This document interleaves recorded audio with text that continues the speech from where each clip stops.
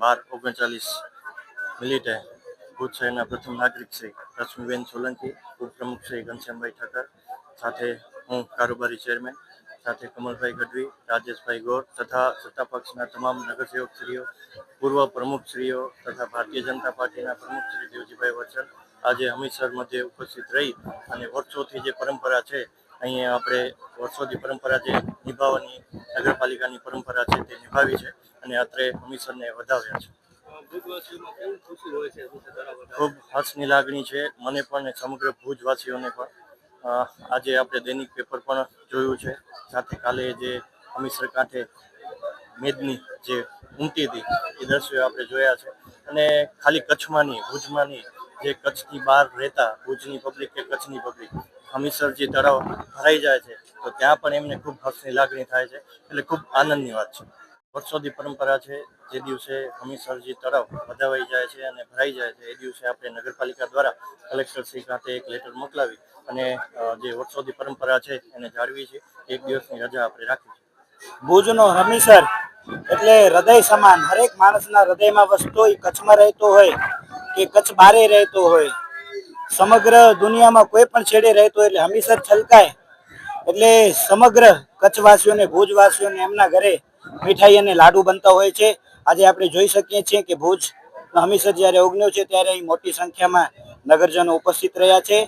નગરના પ્રથમ નાગરિક એટલે નગરપાલિકાના પ્રમુખ દ્વારા પરંપરાગત રીતે એને ઉજવવામાં આવે છે અને સમગ્ર કચ્છમાં અને ભુજમાં હરખ અને ઉલ્લાસની લાગણી છે.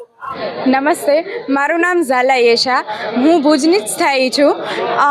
આજે જે ઉત્સવ બધા જોઈ રહ્યા છો તમે પબ્લિક બધી, એ આપણા ભુજનું હમીરસર તળાવ ઓગણવાની ખુશીમાં બધા અહીંયા પબ્લિક બધી આવી છે.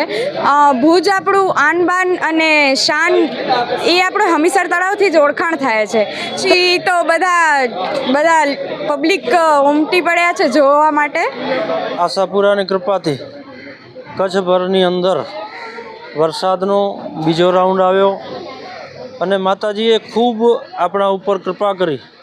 ગઈકાલે અને પરમ દિવસે જે માહોલ હતો એ માહોલની અંદર ક્યાંક કચ્છવાસીઓને ચિંતા પણ હતી, પરંતુ માતાજીએ જેવું હમીરસર તળાવનો ઓવરફ્લો થયો, હમીરસર ઓગની ગયો અને તરત જ મેઘરાજાએ ખમૈયા કર્યા. વર્ષોની પરંપરા મુજબ ભુજનો ઐતિહાસિક તળાવ ગઈકાલે સાંજે 6 વાગ્યા પછી જ્યારે ઓગની ગયું છે ત્યારે હમીરસરના હિલોળા સાથે ભુજના નગરજનોના પણ હૃદયના હિલોળા આજે આપણે સૌ જોઈ રહ્યા છીએ. ખૂબ જ રાજાશાહીની વખતથી પરંપરા મુજબ આ હમીરસર તળાવ જ્યારે ઓગને, માતાજીની કૃપા થાય, સંપૂર્ણ તળાવ ભરાઈ જાય ત્યારે રાજાશાહીની અંદર કચ્છ રાજ પરિવાર અને રાજા દ્વારા એમને વધાવવામાં આવતું અને ત્યાર પછી નગરપાલિકાના પ્રમુખો દ્વારા જ્યારે તળાવનું ઓવરફ્લો થાય ત્યારે એને વધાવવાની પરંપરા છે. સદભાગ્ય 2010ના આજે પણ 9/9/2025 છે, પણ 9/8/2010ના રોજ પણ મને સદભાગ્ય આ અવસર પ્રાપ્ત થયો છું.